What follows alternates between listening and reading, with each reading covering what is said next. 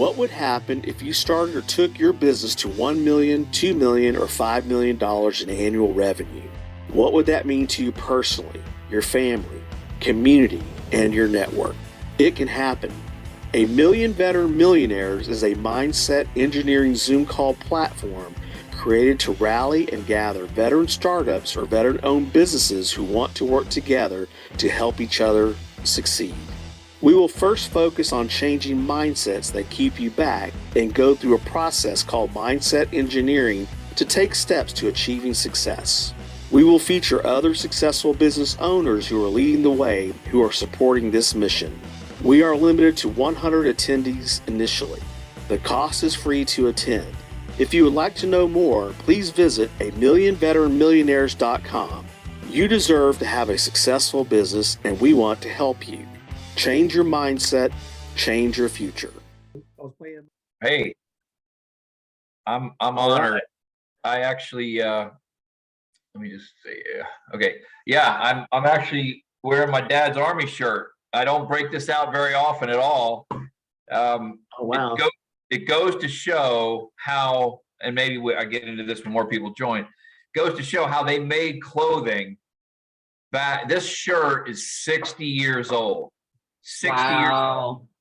And it's that thick canvas kind of, clothing. And other than me taking the sleeves off, yeah, he was in the Army during Vietnam. He's actually stationed at the Pentagon. And that was in that was the early 60s. So we're talking 60 years ago that this shirt was made. And I wear it in his honor on rare occasion, usually on the date of his birth, the date of his death, Veterans Day, and then today. Awesome. Well, thank you for sharing that. So we've got everyone Andy, you are recording, right? Yes. Okay. Fantastic. Yes, we are recording. Actually, Frank, I wound up changing hats. I had my Recon Marine cover earlier, but I got my other hat I'm wearing. So thank you, everyone that's on. Welcome to A Million Veteran Millionaires. We started this about 4 or 5 months ago with the idea of mindset. When you're in the military, and you don't have to necessarily be a veteran to be a part of this, but in the military, they train you to become who you're going to be in the military, right? You're going to be a Marine, you're going to be a sailor, you're going to be Coastie, Army, Space Force now. But we're so thankful to have Kathy Bowersox is going to be my co-host today. She's the one that helped get the Veterans Business Force idea concept moving here in Houston. And we've got our guest, Mr. Frank McKinney. He is not a veteran, but his dad was. He just was talking about his dad's service in the Army. So thank you again for being here. We're going to save the last 15 minutes for question and answer. And we're going to cover a variety of different topics. Frank has done so much with publishing, his real estate business, just reinventing himself now even. And of course, he's in Florida, and I think you're in Florida. You may be in a different location, but you know what's going on down there. But Kathy, you want to kind of maybe take us to the next step? Sure, absolutely. So, one of the really important things to be successful is to have the right mindset and to be thinking in the right way. And, Frank has written this fabulous book. I don't know if y'all have read it. It's called Aspire, and it's about how to create your own reality and alter your DNA. And I've been reading it, and it's wonderful. And I'm very much about mindset. So I really appreciate you sharing your experiences, Frank. He has built 44 multi-million-dollar mansions on spec and has always done spectacular reveals. And that's part of his brand. And that's part of what Frank talks about in the book, is building an amazing brand that makes you stand out, makes you memorable with the people that you are marketing to. He talks about a lot of other things as well. He has also written seven, right, Frank? Yes. Bestsellers, 7 international bestsellers. And he, as Andy said, he's in the process of reinventing himself, doing something new in the real estate market. And he's got a movie that he's launching coming up very soon. I'll let him tell you about that as well. And I'm kind of disappointed that I didn't get to meet you, Frank, when I lived in Boca and we were both down there, but hopefully one day in the future I will. So I'm going to hand it off to you and let you just kind of share with us some of what inspired you to your aspirations and how you came about with the mindset that you have and that you've developed over the years that has made you so successful. Okay, so let me ask you a question. We're going for about an hour. Yes. All right, so maybe we don't wait till the last 15 minutes to Q&A, because I know when I'm sitting on a Zoom call or I'm in an audience watching a speaker, if I want to ask a question, you know, let them just go for it. Because I mean, let me just start out with my connection to the veteran community. I think that's important because you know, I'm asked to do a lot of you know, keynotes and appear on a lot of things. And when Andy asked me to come on this, because of it was, you know, trying to create a million veteran millionaires, which is a fantastic initiative, but it's really, I mean, so as Kathy mentioned, I've written 7 books, and when you release a book, it's kind of like a movie. You go on this big book tour and you tour the country and you stop at bookstores and TV stations, radio stations, and podcasts. But as Andy witnessed on my last tour, we stop at homeless shelters, soup kitchens, food pantries, juvenile detention centers, and veterans facilities.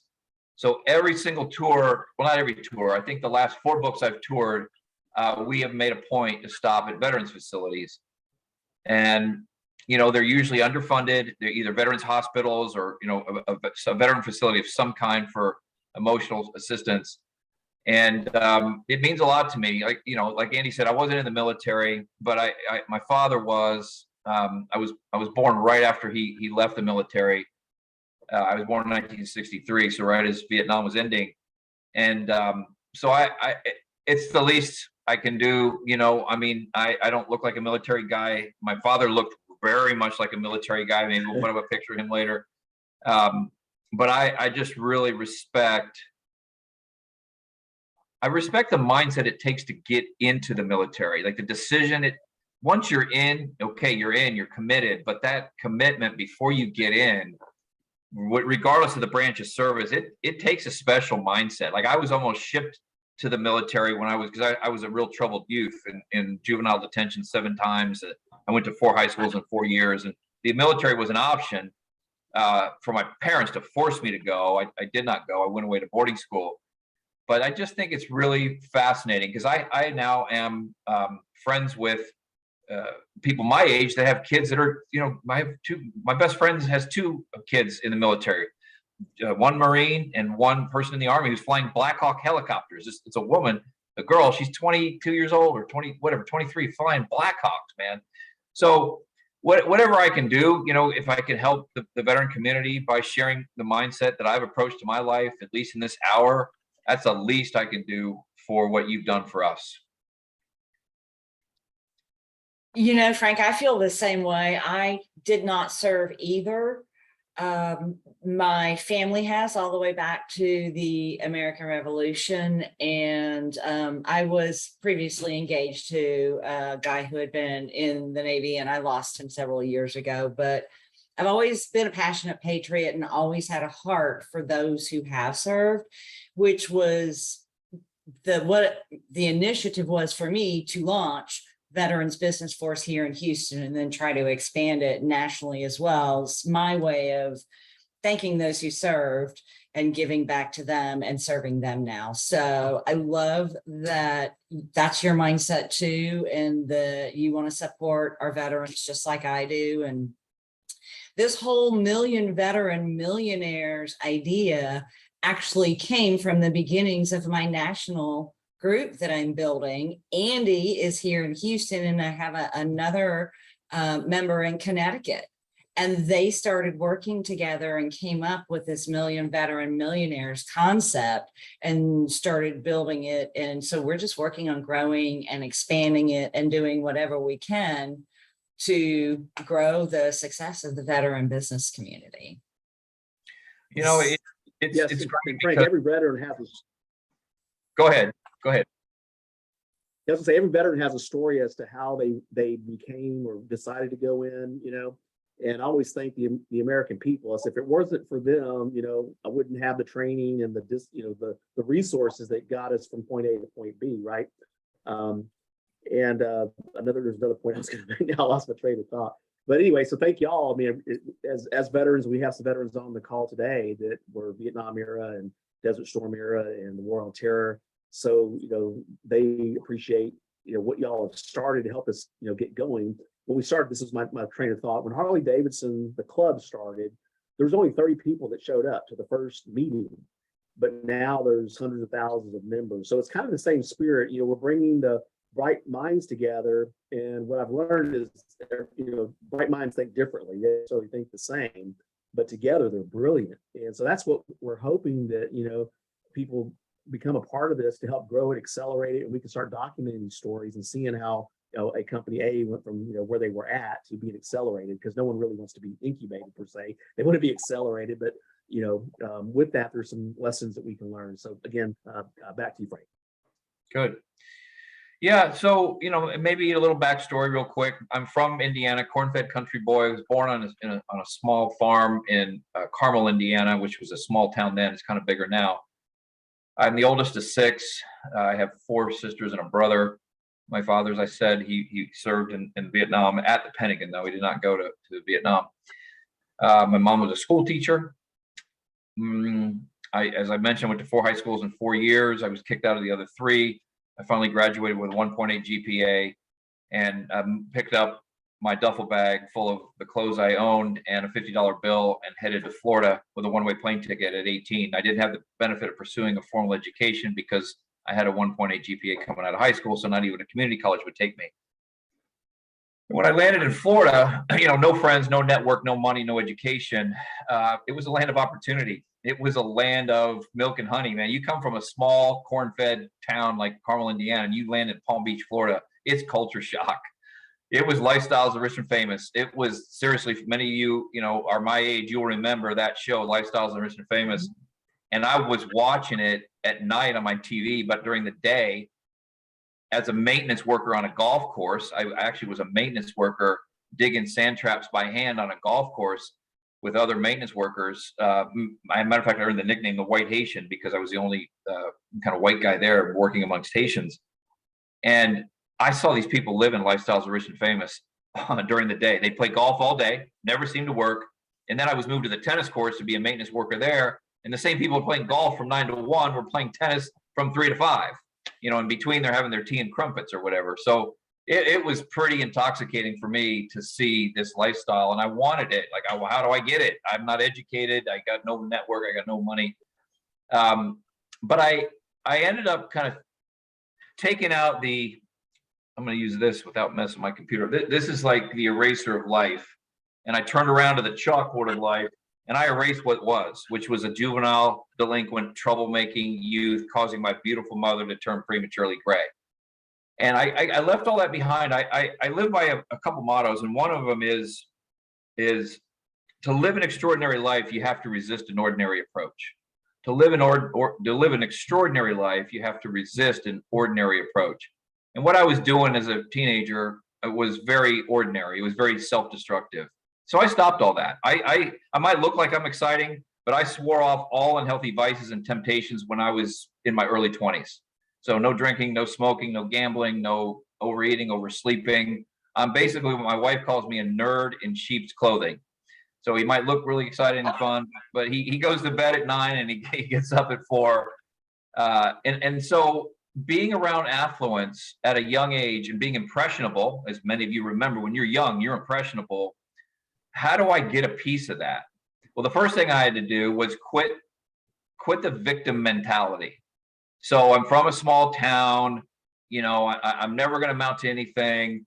My dad, yes, he was a banker and he was a pretty successful banker. He was also an Olympic swimmer. He won a gold, silver, and bronze medal in the Olympics in 1956 and 1960.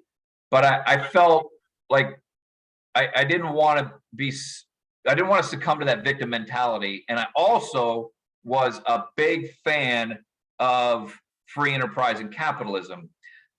So many people succumb. Let me back up. The welfare system and the entitlement system that was put in place back in the Great Depression, welfare entitlements, the system's fine. It's when it becomes a mentality, a welfare mentality, an entitlement mentality, that it becomes very toxic.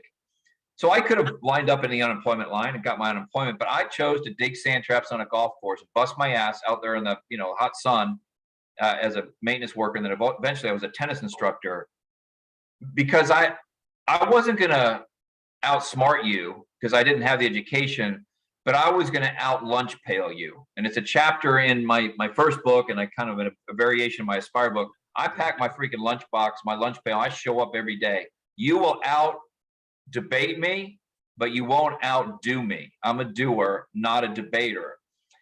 And so eventually, after just showing up day in and day out, I was able to move from the golf course to the tennis courts, be a tennis instructor. I went from making $4 an hour to $50 an hour as a 19-year-old teaching tennis, which was a fantastic job as a teenager, early 20s in South Florida with the sun and the women. And oh man, it was great. By 21, I was making about $100,000 a year just teaching tennis. I hadn't even started in real estate. I bought a Ferrari when I was 21. I don't say that to impress you. I just say that to impress upon you that through this pursuit of free enterprise and capitalism and entrepreneurship, I was making $100,000 a year, hitting a fuzzy yellow ball back and forth with somebody who was paying me $50 an hour.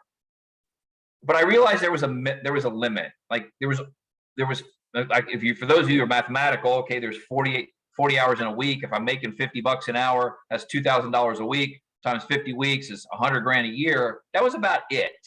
That was about how I have friends that are still tennis instructors, and they might be making like 125 a year now.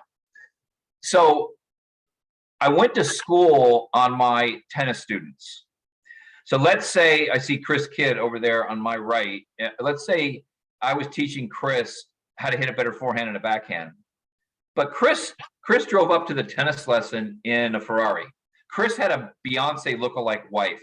He had a mansion. He had a yacht. He had 2.2 kids. He had it all. I wanted what he had. How did you get there, Chris? I would ask all my tennis students. So Chris Kidd might pay me for an hour, but I would make sure after 45 minutes, he couldn't finish his tennis lesson. I ran him around so hard. So that last 15 minutes, he would sit down, and I earned my PhD in entrepreneurship, my master's in real estate by picking the brains of the ultra wealthy, just going to school on them, man. And in 2 years, I earned it. And the degree I earned in real estate taught me to take that hard-earned money. I'd saved $36,000 teaching tennis. Would have been more if I didn't buy that Ferrari, but $36,000, and I bought a crack house. Like, not crack foundation, like crack cocaine, not to smoke crack in it, but to renovate it, fix it up, and flip it. Like, this was before flip was even a thing in real estate. Flip was a thing you did in gymnastics. This was something that nobody was doing, buying and selling real estate. So I bought that first crack house, fixed it up, flipped it for $50,000, and made $7,000. From that point forward, for the first 5 years of my real estate career, I didn't do a house worth more than $100,000. I was in the first-time homebuyer market, and it was good to me. I was making about $25,000 per house. So I went from $7,000 to $25,000 on the same $100,000 house or price point. So I got better at the craft of real estate. Then after so there's an author out there, Malcolm Gladwell, who wrote a book called Blink. And in Blink, Gladwell says you have to put in 10,000 hours to become an expert at anything. Well, 5 years, if you do the math again, is 10,000 hours if you're applying 40 hours a week. I became an expert at the craft of real estate after 5 years. And in the early 90s, I bought my first fixer-upper on the ocean. It actually looked like a crack house, only it was on the beach, meaning there was 2 weeks of uncollected newspapers and 2 months of uncut grass and broken windows. And, it looked crappy, but it was on the beach in Palm Beach County. We bought that, sold everything I owned. I convinced my wife of 32 years, who I'm still married to, that we should sell it all and put it on black. Like, let's buy this house. I believe we can do it. We'll buy it for $700,000, put $300,000 into it. fix it up, and sell it for a couple million. And she believed in me. We sold everything and moved into an efficiency that was so small you could flip the eggs from the shower. Literally standing in the shower, I could reach out and hit the stove. It was that tiny. And since 92, so 30 years ago, we did our first oceanfront house. We've done 44 of them with an average selling price around $14 million. So the mind changed, the mindset changed, the approach to success changed, but my approach to living life hasn't. Meaning, for those of you who are close to my age, or even older than 40, I drive a Yugo. I have two Yugos. I got a 1998 Yugo and I got a 1990 convertible, which there's only like 5 of those left.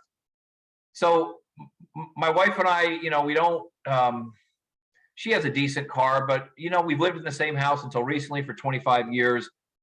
Sacrifice today for a better tomorrow, man. Sacrifice today for a better tomorrow. And when you're a speculator like me, meaning I build houses without a buyer in mind. I mean, I don't build a house for a couple. I build a house for a profile, like an avatar of somebody. I don't have the house isn't sold before I build it. So I got to borrow the money. I don't have any partners. I'm not a good partner person. Me, the bank, and the IRS, and my wife. Okay, that's the partnership. And so there's a tremendous amount of risk that we take. And after 30 years, it's paid off. Like I just carved my niche a little deeper and a little wider. I write books. Yes, I love writing, but I'm basically still in the real estate business. And the first mindset. So I mentioned sacrifice today for a better tomorrow. To live an extraordinary life, you must resist an ordinary approach. Most of us listening tonight, I mean, I can't see like Ryan's picture or Jason's picture or Mike's picture. I see a camel or something, or a dog for Kendall's picture. What is that? Is that a camel or is that a dog? That's a dog, right? That's great. Anyway, it's a llama. We're not changing. It's a llama. Thank you. Who we are in this call, unless you were under 14 years old, Sigmund Freud and other psychiatrists, noted psychiatrists, say the core personality that we have ain't changing. So the same kid who was getting locked up 7 times in juvenile detention before he was 18 is the same man you see sitting before you. Only I found a constructive outlet for what was a destructive tendency. So I killed the person I was born to be to become the person I wanted to be. Underneath all this, my therapist says I'm addicted to excitement. When I was younger, it was destructive. You name it. Stealing cars, robbing liquor stores, selling drugs. I did it all. Very destructive. Not necessarily for the money, it was for the thrill of it. I found a constructive outlet in my early 20s that basically had me buying real estate without a buyer, right? I bought it, I renovated, and then, the most expensive house I ever did was $50 million without a buyer. You better believe it. It's almost like I feel like that adrenaline rush, almost like a heroin rush, but I never took heroin, but it's constructive. And so when for those of us on the call, average age, I'm looking around, got to be in your 50s or 60s. When I'm done tonight, when we're done together tonight, if I motivated you, I failed you. If I inspired you, I failed you. What I hope, and I don't know if we'll be able to do it in an hour, but as Kathy said, you can get it right here in my new book, Aspire. By the way, I make no money from my books. All proceeds go to the villages that we build in Haiti. I built 29 self-sustaining villages in 20 years. So motivation washes off and goes down the drain with soap at night. It doesn't last. As a species, we weren't meant or wired to be stay motivated. Even in the military, when you're in the military, that motivation comes, I'm going to say a lot from conditioning, from fear, from just that repetition. So motivation washes off and goes down the drain with the soap. Inspiration. If I inspired you, kind of like a bad sunburn, it'll wear off in about a week. Inspiration wears off. You watch an inspirational movie, you read an inspirational book, about a week later, you forget it. Aspiration, I found, is what allowed me to, as the subtitle of my book says, create my own reality and alter my DNA. Become something I was born to be one of two things. Guys, I think it's all guys here. I was born to become one of two things. I was born to be a banker like my father, or I was born to be a criminal because I was arrested so many times before I was 18. I didn't want either one of those things. So by rewiring the DNA, basically saying, okay, I don't want to be either one of those things. I aspire to be fill in the blank. Like I wanted to be an author, but I had a 1.8 GPA. I would take the dictionary. Let's assume this is a dictionary. I'd take the dictionary home and read it on Friday night so I could be a writer. I could understand the construction of the English language. I wanted to run the toughest foot race in the world, according to National Geographic. It's the Badwater 135-mile ultramarathon. It runs through Death Valley in July, 135 miles, nonstop in 125-degree heat. David Goggins, who many of you are probably aware of, I've raced with him 3 times. I beat him once. He failed to finish once. I failed to finish once. So I aspired to be an ultramarathon runner. I aspired to build villages in Haiti. We've now built 29 of them in 20 years. And I aspired to be a real estate artist. So in the book, and you've read it, Kathy, the very first part of the book, it asks you to identify some of your life's aspirations. And then it makes it a little easier to help you identify those aspirations. Who do you aspire to emulate? Who is it that you look up to? And so in the book, Kathy, you probably read, I looked up to Evel Knievel. I looked up to Willy Wonka. I looked up to Robin Hood. It wasn't even real characters that I aspired to emulate. And I sampled little pieces of their personality, and that's kind of who I've become today. So I'm gonna shut up for a minute, see if anybody has any questions, or Kathy, if we want to go in a different direction. Because as you said, there's 25 chapters in this book that talk about personal branding and taking risks and overcoming fear and your love life. There's even a section on your love life in there if you want advice on that. I've been married 32 years. I'm qualified to give that. So I will pause. Chris Kidd, are you still here? Or did he go? I'm still here. There he is. There he is. Moved around. Good to see you. Yeah, you too. I've got it's kind of off topic, but or maybe fast forwarding, but I'm curious about I asked you last time you were here when you had retired about possibly getting the itch to come back. What's next? So on November 16th, if any of you are around Florida, we're having a movie premiere in the movie theater called Escape to Pigeon River, where I'm going to, yes, I'm back, but I'm not back in Florida. I'm back in a little tiny, I'm not going to say redneck town, but I just said it, but a little kind of town that reminds me where I grew up, honestly, called Canton, North Carolina. And in real estate, Chris, having gone from a $50,000 crack house to building a $50 million mansion, there's not much that interests me anymore. So what really interested me was if I could colonize the moon.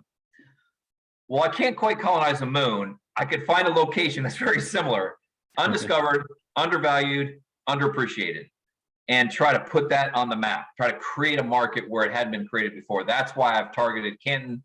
We have a house there that I love. Like we have a house that I actually spend more time there than in Florida. So if you are anywhere near Delray Beach on the 16th of November, and the tickets to the movie are free, by the way, go to frankmckinneymovie.com. And for those of you who can't make it, go to frankmckinneymovie.com, and there's a killer trailer that we just put up that teases the movie. This movie was made by a 28-year-old filmmaker. So his perspective is really interesting. So Chris, I know I didn't directly answer your question, but I am back, and we're colonizing the moon, and that's what brought me back to real estate. Well, I may have to see if I can make it to Florida on November 16th. I actually I took my boys at the end of the summer down there, and we went all down South Florida, and we went to Palm Beach, and I took about Aquiliana. We drove by there one day to show them, but couldn't get in. But we saw the outside of it. Well, I tell you what, if you come, it's not just the movie. It's basically, I've rented the last movie we did was 3 showings. I'm doing 1 showing, and we're spending a lot of time talking about branding, marketing, strategies on how to overcome the fear associated with making a market. So it's the movie's short, and it's really kind of a metaphor for, I hope everybody's got one left in them that's on this Zoom call tonight, what I refer to as the moonshot. The moonshot. In life, man, you got to take at least one freaking moonshot. And I've taken a few, and then I thought I was done, Chris. I thought I would retire because there wasn't anything else left to do. And I'm like, man, you know what? The moon's still there. My rocket fuel is still ready to go. I'm going to take another moonshot, and that's what you will see. And you'll learn, you know, how to overcome the fear associated with taking your moonshot, whatever your moonshot is. It could be starting the Tupperware club in your neighborhood. Whatever it is, take that freaking moonshot. That's what you'll witness on November 16th. Well, I'm going to do my best to be there. I've got something else already booked on that day. I'm going to see if I can rearrange it so I can come. And I will tell y'all, I know his event planner. I lived in Boca Raton for a little over a few years ago. It's just fabulous events. It's going to be wonderful. And I hope I'm able to come. So anybody else have any questions for Frank?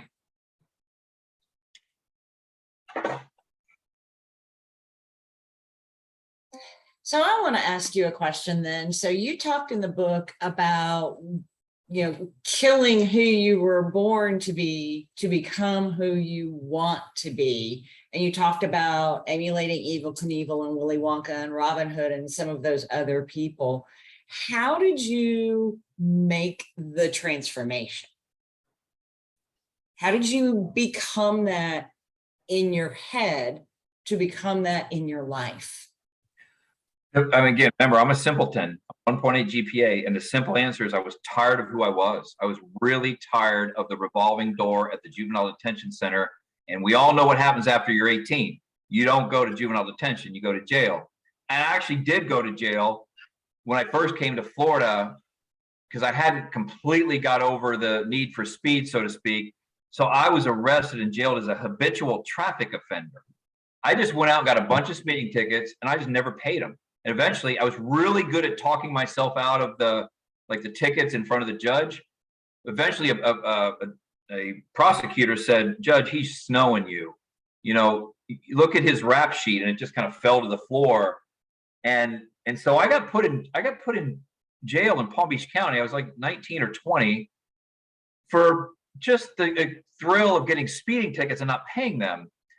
And I sat in there. I never forget this, Kathy. I was sitting in there. They were taking my clothes, taking my shoelaces so I wouldn't hang myself. You know, if you've ever been to jail, it's pretty humiliating process. And I'm going down the intake line. And then you got to sit in front of a psychologist to make sure you're not crazy, which, you know, whatever. I mean, probably we all are a little bit. And I looked up in the guard, turret, and on the television, Kathy, was this man called Donald Trump. Okay, he was a real estate guy. I wasn't even in real estate yet. I was still doing tennis. I thought, man, that guy looks pretty interesting. Like I'd heard of him. And I'm not political. I'm not going to get political at all. I'm not a political person. I have, you know, unelectable on my forehead here. I don't get involved in politics whatsoever. But I thought I have a lot more in common with that guy than I do with the guys in front of me in this line, you know, kind of shuffling along. And that was the point. And I was dating my now wife. And I remember, Kathy, she came to visit me one weekend. This is in my book. The story's in my book. I did display this. So she came to visit me and they called down, you know, she's in front of the bulletproof window, bulletproof glass, calls her down. She's sitting there and they call Frank McKinney. Frank McKinney, come down and you have a visitor. Well, there was another Frank McKinney in prison who was like a 300-pound black man. And this black man comes and sits down in front of my now wife with the hugest smile on his face. And thinking, oh my God, I just hit the lottery. And then she was in tears, like, what did you do to my Frank? You know, he's gone. Did you eat him? You know, this guy was just so huge. And I was, and it was really then that I said, this is enough. Like you came to Florida to take out that eraser and turn around to the chalkboard of life. Enough. And that's when that saying to live I wanted an extraordinary life. There's nothing wrong with wanting an ordinary life. I don't indict that. That's wonderful. I have a sister that made 5 figures one year working in Peru, and 2 of those figures were separated by a decimal point. I mean, she made less than $1,000 that year. She was very happy. But I wanted extraordinary. I knew ordinary wasn't the way. And then, like the sculptor for Mount Rushmore, Gutzon Borglum, 14 years that guy showed up with his little pouch of tools and hammers and chisels to sculpt Mount Rushmore. It took time. Like the first month, you couldn't even make out the nose hair of George Washington. But over time, by applying this new mindset, Kathy, I just never looked back. I haven't changed. I haven't changed the core, because we don't. I say to people, I give a lot of talks at graduation ceremonies from treatment facilities, like substance abuse facilities. And I probably go counter to what they've all been taught. But I say, you guys aren't changing. You have to redirect self-destructive tendencies. You have something. I think people that are in recovery have a special synapse that allows them to take risks, but usually it's very unhealthy risk and destructive risk. Why not take constructive risk, which is what I found. That was my outlet.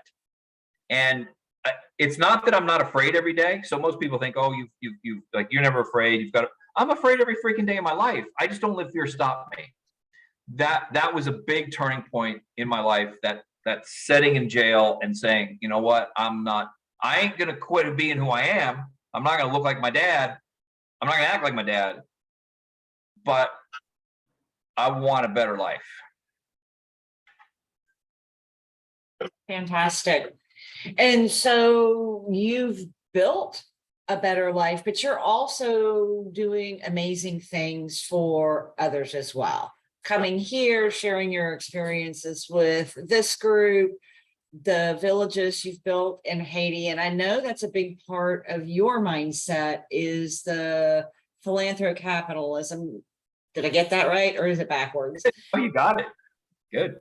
Talk a little bit about that, because I believe, like you do, that, to those who much is given, they have a huge responsibility to give back. And so talk about that a little bit, if you would. It's easy. Once we become those millionaires. No. Don't put financial success as your definition of success. That's the problem with capitalism. A philanthrocapitalist, which is what I refer to myself as, takes the best of philanthropy, which is right here. It's the heart, and gets rid of the worst, which is charity. Okay, charity exacerbates poverty, does nothing to solve the problem. Look at Ethiopia. For those of you who are my age, how many times when we were teenagers we heard about Ethiopia and the problem? It's still an issue because we've thrown a bunch of charity at the problem. So I get rid of charity, I take the heart, and then in capitalism, you take the best, which is money, pure fact cash money, you get rid of the worst, which is greed. You put those two together and you get a philanthrocapitalist. Now, it's easy. You could be saying to yourself, oh, it's easy for him to say, he's made money and it's easy for him to give it away. Time, talent, and treasure, in that order. Everyone on this call has the time to share their blessings with those less fortunate. And I do feel as though it's a responsibility. It's a stewardship. It's a calling. I am a Christian, so don't let this turn you off. But what Kathy just referenced comes from the Gospel of Luke, chapter 12, verse 48, that says, to whom much is entrusted, much is required. To whom much is given, much is expected. Okay.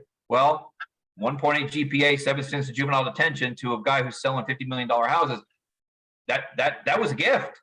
So what are you doing with your gifts, Frank?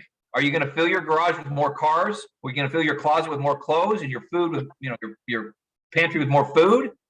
Or are you going to take some of those blessings and share them with those who will likely not succeed at your level financially? And this realization came at a point in my life, Kathy, when I was almost ready to take my life.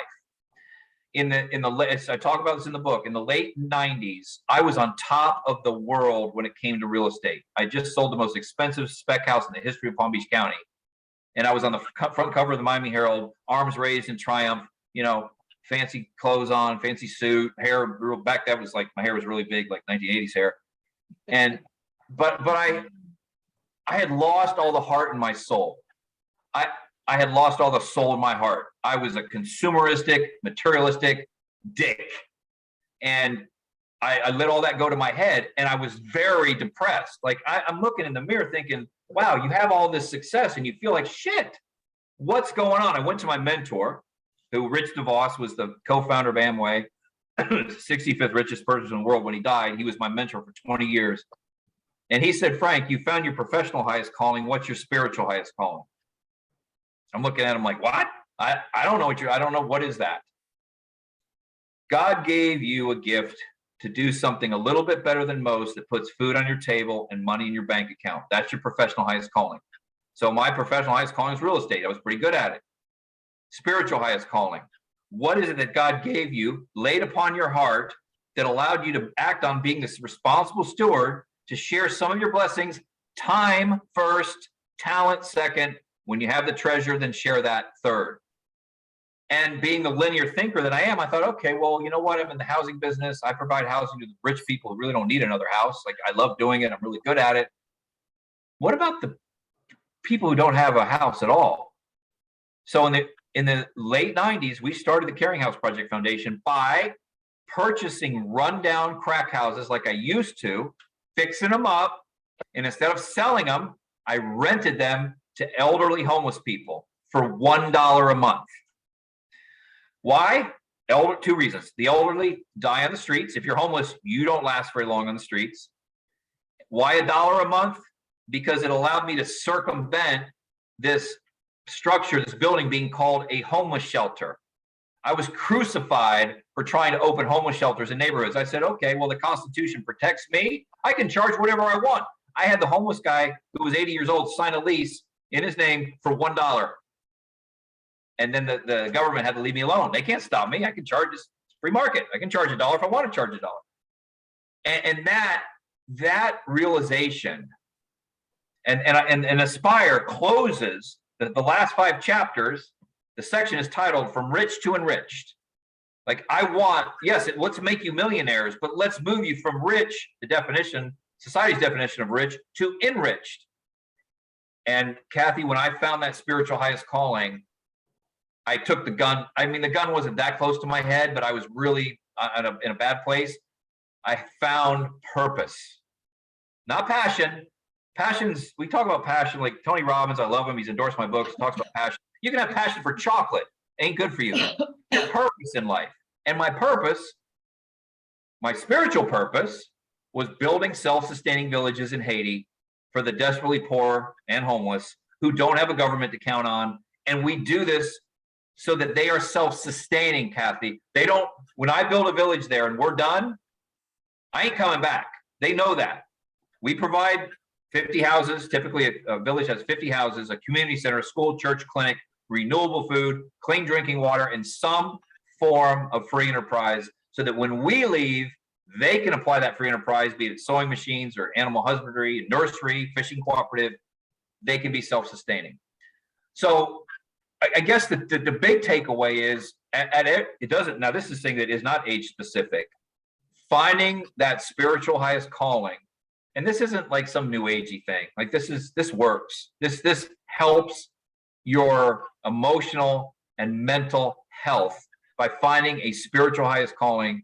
And as my book, The Tap, which Chris has read, The Tap teaches you how to listen for that calling, that tap on the shoulder, not brush it off, and then to act on it. And so that's really what turned my life. I'm not going to say turn it around, but it gave me purpose when I had run out of I thought the purpose was just to make a bunch of money and buy cars and clothes. That's not much of a purpose to live for, is it? Well, you think it is, and almost every generation except for the enlightened generation, which whoever's enlightened, I think I'm kind of finally got there. They think that's it. But I will tell you this. Let me tell you something. And please don't say in the back of your mind, oh, it's easy for him to say because he has money. Money will provide you 2 things in an abundance, to the point where you will have all of the following as much as you want when you have a little money: relief and comfort. but that will I was relieved from issues. I had comfort, but look what it did to me. It almost had me take my life. It almost broke me. So that wasn't the point. The money, if I'm a responsible steward, say in the Bible, money's referenced second only to love. You go through the Bible, love is referenced first, money is referenced second.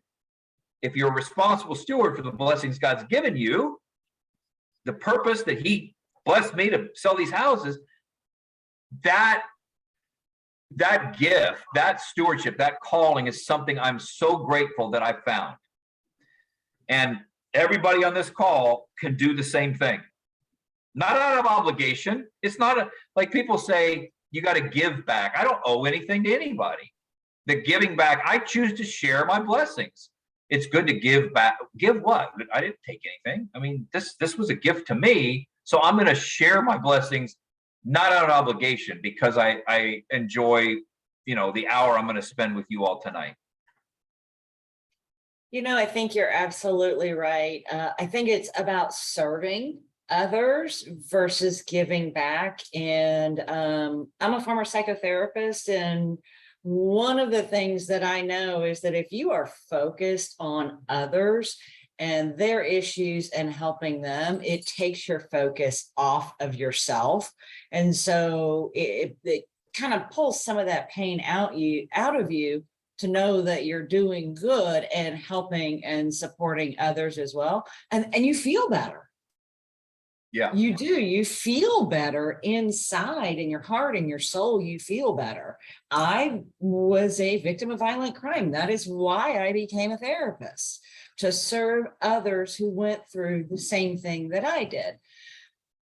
And it served me for a very long time. I'm still passionate about that, but I can't do it for a living anymore. So I have some other things that I feel are my callings that I do. But I think, Frank, you're right, that we all have to find what our calling is and do that along with whatever we aspire to do and achieve in our lives. I think they go side by side.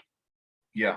You talked about this in the book about in your relationship that with your significant other, you should be like the rails on a railroad track. So you're going in the same direction, but you're a little bit apart. I think your spiritual calling and your professional calling could be the same way, that they need to go hand in hand like that and go in the same direction. And like you said, time, talent, or treasure, it doesn't have to be treasure. Yeah. I mean, I don't know how many people on this call are going to reinvent themselves and, start all over and do something brand new.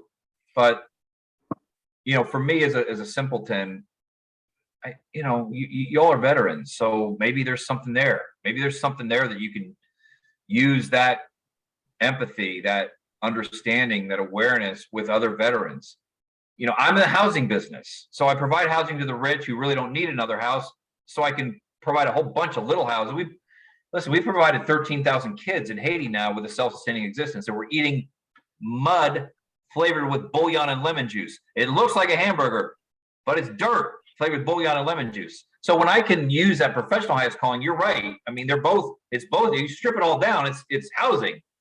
One is for somebody who has a ton of money, and I can provide one of these beautiful oceanfront mansions, and then we take the proceeds and a lot of other donors and book sales, and like one book of Aspire bought provides 200 meals in one of our orphanages in Haiti.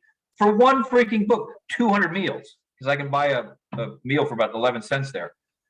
So yeah, I mean, I think by the time we're done, there's a lot of stuff I'm spewing. Just take one thing. Don't try to write it all down. And oh my God, he just gave me a whole bunch of to-do lists. One takeaway from tonight, then I think I will have succeeded in a little bit of aspiration.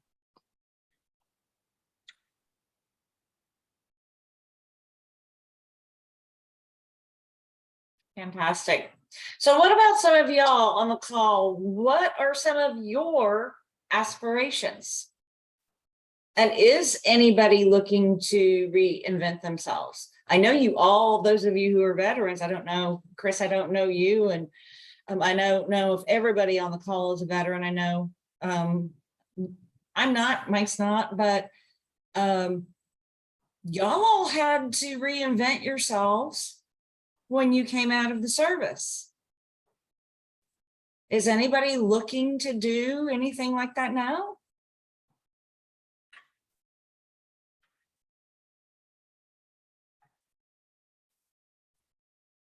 I think everybody's muted. All You should right, be. I'll jump in. So All right, Barry. I appreciate the time. I always appreciate the insight, especially from folks who are not in the industry, and to be able to look and because you can always glean something from someone's experience. The first note I took was way earlier, which says, resist the ordinary. I don't think I have a problem with that, but I think being able to keep it as a mindset is going to be helpful. It's going to be helpful. But I would say that when it comes to reinventing, I'm in a interesting situation where I've spent 2 years of assuming that everybody in my company and everybody that worked with me and everybody that was on my team all had the same team mentality. And you find sometimes in business that just because a person is signed, especially if they're not military, just because they've signed on dotted line and they're your employee, it doesn't mean they're all in. They might just like the paycheck. It doesn't mean they're all in. And I came to this mortgage perspective trying to build a team and investing in people and investing lots of time and money and energy in people to only have, probably 50, 60% of the folks, well, really more than that, a number of people to walk away and take what I gave them and what I invested in them and use it somewhere else to help someone else make money because they weren't on the team. They weren't all in on the team. But because I have this military background and I've been enlisted and officer and all these different branches, I just kept thinking, but we're on the same team. And so now I just started literally 2 weeks ago. I got to kind of shift a little bit. I got to be a little bit more me focused. I have to be a little bit more focused on how do I build my book of business. I'm going to be more of the face of the franchise. I was pushing the team. But I have to take this and take the responsibility for no one is going to sell your business. No one is going to be as passionate about your business as you. And so I'm kind of walking a little out my comfort zone because now I got to be the face. And I got to talk about me and I got to get support staff to push me up. And I got to get out there and shake my money maker and so on. And so it's a little bit, it's a little bit uncomfortable, but I'm going to keep at it because I would prefer to have a team. But what's going to happen is I'm going to have to get out there, show how it's done, be successful, and then wait for the right people to show that they're worth the investment to then start investing in them. But right now, for at least the next 6 to 8 months, I got to put a system in place that's going to have me as a face and really put me in a position to really have this business go forward and do some of the things that I know it can do. And it is uncomfortable for me because I love a microphone. I'm a former chaplain, I'm a former pastor, so you can give me a microphone and I'm good to go. But in this environment of me going in and meeting real estate agents and talking to folks, I've always preferred to kind of be the surprise. Like, he knows stuff. Oh, he's kind of smart. But I'm actually gonna have to reinvent myself a little bit and really go in from a engaging perspective. And that's kind of where I am right now. And I'm gonna have to kind of embrace that. So that's kind of my little 2 cents. I can help you with that. This is good. No, don't go away. Keep that right there. First of all, it's a really great picture of you. I love the picture of you. I was going to wonder what you look like. So here's what I'm gathering from you. First of all, it's your company, Barry? Yes. Okay. So your company, what branch of service and how many years? I'm at 27 years. I'm still in the reserves as we speak. I did 9 years active duty in the Army, and I did the next 20 something in the Air Force Reserve. So I'm in the Air Force Reserve right now. All right. So here's what you've got down pat, because the general contractor that has built 5 or 6 of my last houses is a Marine. The leadership that he brought to building, let's say a 20,000 square foot house that had 100 different vendors in it, 400 different bodies in that door. what I witnessed, and he's young, the guy just turned 40. So you've got the leadership. Here's what the military doesn't teach you. And I've actually coached my general contractor to do a little bit more about this. You've always heard there's no I in team, right? This is a military. There's no I in team. Well, what is in team? Me. That's what Michael Jordan said, me. Me. So most people resist that because they think that's ego talking. Let me give you the definition, and it's actually a chapter in my book of a healthy ego. Healthy ego is three things, the following three things. You have an otherworldly burning passion for your purpose. Okay, so motto, mortgage, you have an otherworldly burning passion for that business. Let's assume if you don't, then you need to be in another business. So check that box. Barry, you believe you're one of the best in the world at what you do. You're not the best because that's unhealthy ego. You're Right. one of the best in the world at what you do at Motto Mortgage. The third thing, and this is where most people fall short, again, otherworldly passion for your purpose at Motto Mortgage, believing you're one of the best in the world at Motto Mortgage, not being afraid to tell the world about it. You have to be your own carnival barker. You have to be your own megaphone. Nobody's going to do it for you. They don't teach you that in the military because it is all about the team. They teach you how to be leaders, but I'm not going to indict the military. Very few people know how to put themselves out there with healthy ego because ego gets a bad rep. Self-esteem is all wonderful.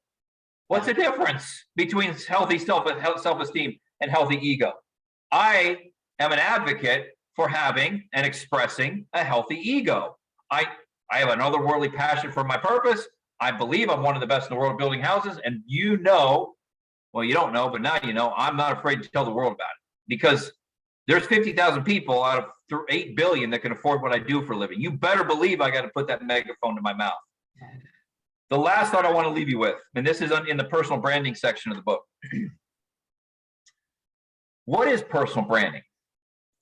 Personal branding is the art of amplifying your essence, Barry, to the point where your customers, either current or future, become subliminally intoxicated with you first, then Motto Mortgage, then your product or service. One more time, personal branding is the art of amplifying your essence to the point where your customers, either current or future, become subliminally, subconsciously intoxicated with you, Barry, first, then your product or service. You don't come with the mortgage. I don't come with the house. You can hate my hairstyle, you can hate my hair color, you hate my clothes. But when you walk in the front door, the opening act that's called Frank McKinney takes a back seat, and the true show starts when you walk in the front door of Motto Mortgage. Barry is what got him there. Your philosophies behind Motto Mortgage, the products that you sell will be, you know what, Barry? You got to be the flash. Motto Mortgage is a substance. I got a ton of flash, but I'll tell you what, I wouldn't be around if I was all flash. I wouldn't be around 32 years if I was all flash. So I got a flash and substance, steak and sizzle, whatever metaphor you want to use. You've got to lead with the flash and the sizzle, and then follow up with the substance and the steak.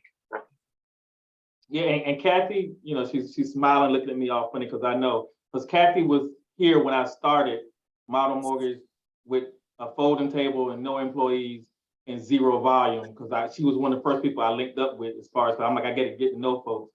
And so she's seen, you know, go from zero, and she's seen even people inside of our networking groups I've been able to help, and she's heard them singing the praises. I got to get on board with it, right? So that's You're right, Barry. And you know, those that don't know Barry like I do, he is one of the founding members of our Houston Veterans Business Force Group. In fact, he was the first member because he had been in my Sugarland group, and he decided he would also join my veterans group as well. So, but when I had my first conversation with you, Barry, you remember this, we talked for what, 2.5 hours, and you do have that otherworldly passion, because what you're trying to do is build generational wealth through home ownership. That I remember very clearly. That is what you told me. That needs to come out. You got to share that. That's your aspiration that Frank's talking about in his book, is what is it that you aspire to, and what kind of legacy do you want to leave? And then the other thing that came up for me when you were talking about that is, when you bring people on, one of the best ways to get people to work with you is to help them get what they want.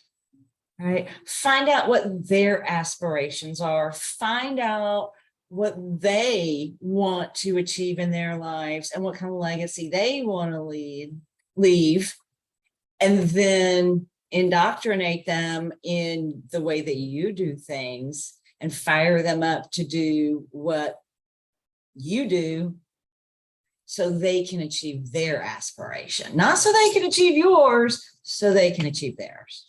And then they'll do the work, they'll stick around because you're helping them achieve what they want. I gotta jump on that. I'm gonna agree with you, but I'm gonna add a little spice to it by saying the buck stops with Barry. Yeah. And Barry, if anything, I might be what you would refer to as an enlightened absolutist, a benevolent dictator. Meaning I care about, if you work for me, I care about what's going to happen to you. And I think I kind of know what's best for you once I hear, your goals and aspirations. But I'm the one whose name is on the wall. I'm the one taking the risk. So I'm not, this is not a family. I'm going to treat your check's going to clear. Your bonuses are going to be there. There's going to be the pizza party every Friday and the jeans Thursday or whatever, every time, like clockwork. I'm not going to miss that. But I got one family. It's the one I live with at home, and it's not being cold. It's just that's, man. I'm sure that's very similar to when you were in a baton, a platoon, or what have you. Again, I'm sorry I don't get the words right, but you had that sergeant, that drill sergeant that you fell in line with because you loved that guy. Hopefully, you loved him. So just make sure. Like, I never lost sight of the fact that it was my name on the door. I'm taking all the risk. I can't have this open door policy where I hear about, your kid and he was sick and they missed the school bus. Like, that's what HR is for. I can't do it. I can't be drained that way. That's maybe a flaw of me. I can't, I got to make sure Motto Mortgage succeeds, and I got to be the figure. Listen, and I'll tell you the last thing, then we'll move on to somebody else. Just looking at that still photo of you when you weren't live and what you've got over your shoulder, you are not afraid to brand yourself. It is in there 100%. Absolutely.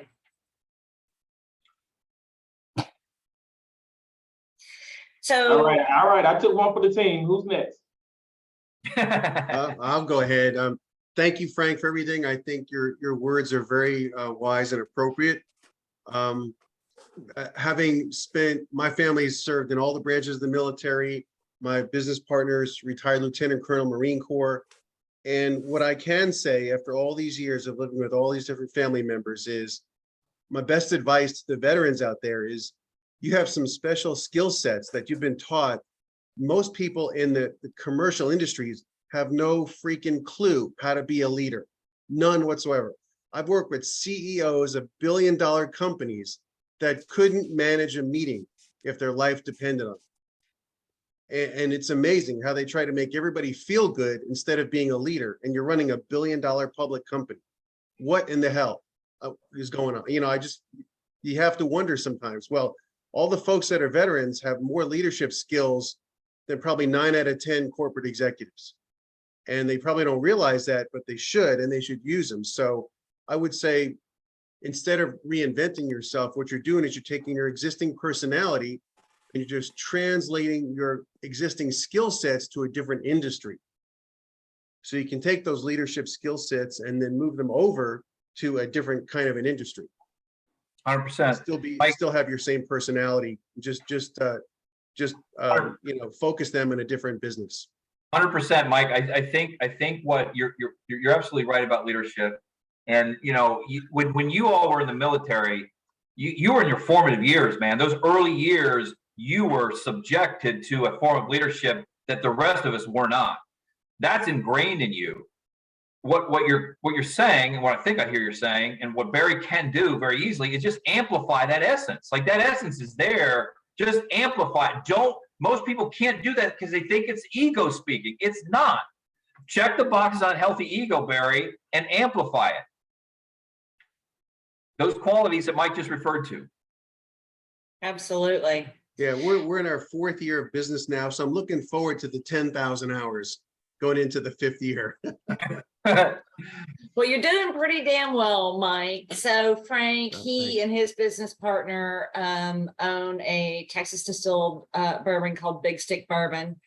And it's actually a really good bourbon. And a portion of all their proceeds go to support veterans. Excellent. And so they're on the rails, right? They're Yeah, doing what we're in they do Florida too. We're great, selling in and they're Florida. putting You're in Florida? their- Oh yeah, we're in 10. We went from 10 stores in Houston. We're in 10 states now.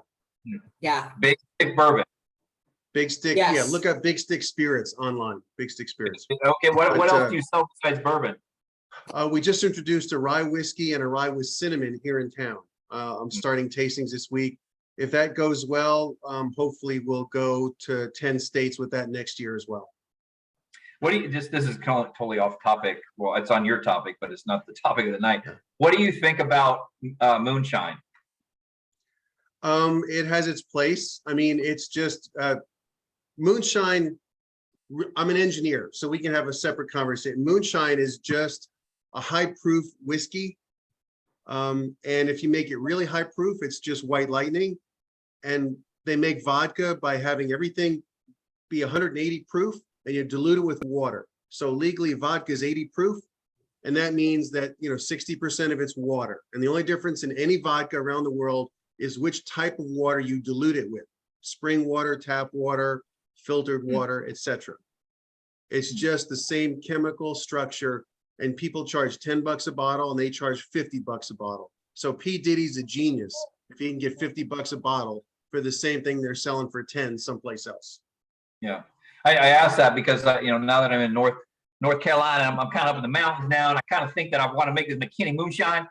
And I think because moonshine seems to be really hot, the moonshiner show, I want to be a part of that. So I got to find somebody who can make me that moonshine. I got the label all. I don't drink, but I think it'd be kind of interesting to own a company that you don't drink. Anyway, so that's not a discussion. All right. So we've been approached by real estate investors here in town. I'm negotiating with them to open up a distillery, and we would also do contract manufacturing for other brands. So okay, so that, you never know. I'll put you two together so you can yeah. have That's part of the separate business plan, is to do conversation. contract manufacturing for other small craft brands. Okay, because I know Chris Kidd, I know you'd buy a bottle of that McKinney moonshine now, wouldn't you? A couple of them. I got all the recipes. Yeah. Well, Okay, good. we seem to have lost Andy. He's had some issues with his internet all day today, actually all week. And so he's been texting me. We seem to have lost him. But Frank, I'm cognizant of your time. We're a little over the hour. If you're willing to continue and y'all want to continue, we can certainly continue discussion. It's up to y'all. Anybody else? Yeah, I want to be here if you got somebody else wants to ask some questions. I've talked enough. I go to bed at 9, so I'm gonna tip over here pretty soon. But I'm happy to spend a little bit more time. I just maybe the last thought, at least, and I'm happy to stay if anybody has questions. But what Barry's doing and what Mike's doing involves a tremendous amount of risk. Y'all are taking risks, and it doesn't matter if you are starting that Tupperware club or if you're starting a whiskey or a mortgage company or building $50 million spec houses. The sooner you can come to peace with the fear associated with the thought of taking a risk. When you think about taking a risk, starting a mortgage company, starting a spirits company, it's the thought of taking a risk that induces fear. Once you take the risk, the fear goes away. I use a roller coaster as an example. You get strapped down into that chair and that metal bar comes across your waist, and you start going up that hill. What happens to your heart rate? You almost pass out because your blood's not getting to your head. You're so afraid, you're so fearful. Click, click, click, click, we're going up. Well, it's the thought of what is about to happen that gets us fearful. When you get to the top of that roller coaster and you start going down, that fear goes away and it's replaced with joy and jubilation and joy, to the point where most of us get to the end of the line and do it over again. So, I commend Mike and Barry and I know Chris, for recognizing that when we're afraid, it's associated with the thought of taking a risk. And most of the risks we take in life, guys, are associated with a big change or challenge: financial, spiritual, relational, or dietary. Just when I'm afraid, I know I'm on the right track. I'm thinking about a big change or challenge that's physical, relational, dietary, or spiritual, and I get past it. So I commend the small business owners here. And for those of you who let fear get in the way, just know it's a result of the thought of taking a risk, not with the actual taking of the risk. Absolutely. I think we're afraid of what the circumstances are that we may face if we take that risk and we don't succeed. And I think that stops a lot of people from taking any risk. See, you are a psychologist, right? Or used to be a psychologist. So most of us would have fallen back on this default like excuse. It's the fear of the unknown. I'm a fear that you can't be afraid of something you don't know. It's not possible for you to be afraid of something you don't know. What you're afraid of is leaving the known. You're not afraid.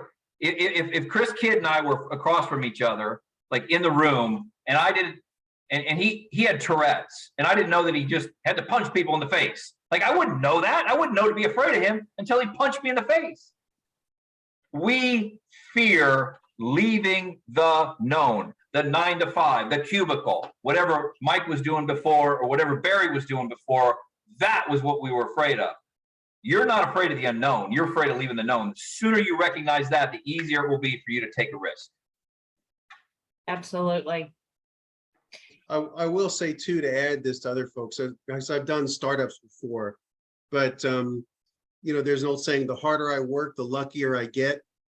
And what I found is when your friends and your circle of friends like you are here, they see you busting your butt, then they'll offer to lend support. If you're just sitting on your butt waiting for things to happen and saying, oh, I'm great, but I have no sales, they're going to say, good luck with that.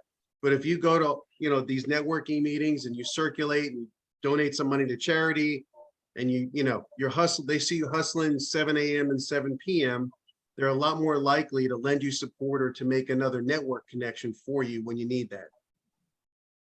For sure. For sure. Any final thoughts, Frank?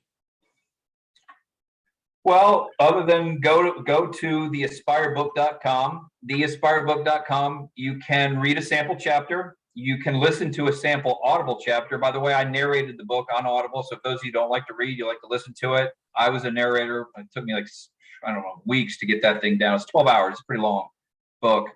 And pick up a copy of Aspire or give one to friends. It's 200 meals in one of our orphanages. If you happen to be in Florida, go to frankmckinneymovie.com and check out the trailer. And I'd love to have you in the theater, and we'll talk about branding and marketing and fear and all that stuff. And I'm honored, Andy. I'm sorry you're not here to listen to this, but I met Andy I think in person on one of my last book tours, and he said one day I'm going to have you on my show, and I'm just honored that he invited me, and you guys allowed me to spend some time with you tonight. We'll pass that on to him for sure. And he mentioned when you were here in Houston that he had a chance to meet you and get you in front of some audiences too. So we are so very grateful for your time, Frank, and for you sharing your wisdom. And I look forward to staying in touch. And thank you again, for all you've done for this group and for sharing your wisdom. And I love the book. Really love the book. Thank you all for joining us today. We will have a recording of this up on the Million Veteran Millionaires site. So if you would like to go back and listen to different parts of it or share it with other people who couldn't join us tonight, it will be up there. So if you want to look up the link, and if you can be in Florida on the 16th, go see the movie. Yep. For And thank sure. you, Chris, Mike, Travis, Mike, Barry, and the llama face, and Jason. Thanks for making the time tonight. All right, everybody. Good night. Thank you so much. Bye-bye. Bye-bye. All right, thanks. Bye. Thanks. All right, today is the next day after the Zoom call, going through editing right now. I actually had to get off the call because we've got fiber optic being installed in our neighborhood and didn't have a good internet connection. But I wanted to thank you for watching this episode, Module 6 with Frank McKinney. And again, we do this every fourth Tuesday of the month from 6 p.m. to 7 p.m. Central Time. And you can go to 1 Million Veteran Millionaires to be a part of the movement. And so this is starting to grow. This week we have the Houston Veterans Chamber, September 30th on Friday. They're expecting over, I think, 87 veteran business owners, as well as corporations and patriot companies that are supporting veteran-owned businesses. And so they're expecting, I think, 3,000 to 5,000 people to start. And again, we're so thankful to be talking about veteran business ownership, and the possibility of what success looks like and what that looks like personally, as well as what that looks like for your community. And Frank did an awesome job of explaining it's not really about the money, it's about what you can do to help those in your circle, in your community, and going after your moonshot. So this is a moonshot idea, 1 Million Veteran Millionaires, and just keep telling people about it, come be a part of it. And thank you again so much for tuning in. This is Module 6, and we've got Module 7 planning, and I'm looking for another guest that has something to contribute to the conversation, from influence to ideas to marketing to sales to scalability and growth, all the different new ways that people are making money through their businesses, and then helping each other to be successful. So again, thank you so much for tuning into this next episode. America needs veterans more than ever. As a veteran business owner, you are equipped with a focus, professionalism, and dedication that is rare in the marketplace. We are looking for former military, make it happen business leaders like you to join forces with a marketplace mission called Veterans Business Force National, a division of Network in Action Business Force based in Houston, Texas. We are rallying patriots to work together to grow opportunities for yourself, each other, and our community around the country. We meet once a month via Zoom to share our vision and align with fellow warriors. Together, we are stronger. Google Veterans Business Force National to find us before we find you. Apply to join our mission at networkinaction.com. We are Veterans Business Force National, on mission and locking arms.